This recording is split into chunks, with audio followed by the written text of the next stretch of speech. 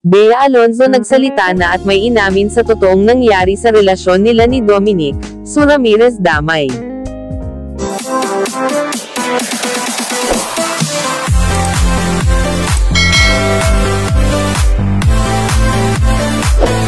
May something na talaga sa pagitan ng aktres na si Su Ramirez at Dominic Roque na spotted sa Siargao na magkasama. Marami kasing mga netizens ang nakapansin na tila may pa-soft launch ang dalaga matapos nitong ibandera ang larawan ng aktor sa kanyang Instagram post. Sa unang tingin ay hindi mo mahahalata na isa si Dominic sa mga taong nasa larawang kuha ni Su Ramirez, ngunit kapag tinignan itong maigi ay makikita mo ang binata.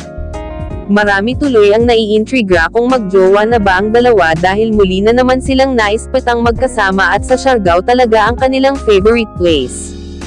Sa ngayon ay wala pang kumpirmasyon mula sa panig ni Su at Dominic kung ano ang namamagitan sa kanila, ngunit marami na sa mga netizens ang nagpakita ng pagsuporta sa dalawa. Sa katunayan, tinatawag Domso shippers ang mga netizens na pabor sa pagsasama ng dalawa. Matatanda ang unang pumutok ang chikang may something sa pagitan ni Dom at Su, matapos itong mamate ang naghahalikan sa isang bar sa Siargao. Mabiling ring kinumpirma sila nga ang nasa video, dahil na rin sa kanilang post na parehas silang nasa Siargao matapos ang pag-viral ng naturang video. Wala namang problema kung tutusin dahil hiwalay naman si Su sa dating karelasyon na si Victorias City Mayor Javi Benitez. Samantala matagal na ring hiwalay si Dominic sa kapuso actress na si Bea Alonzo.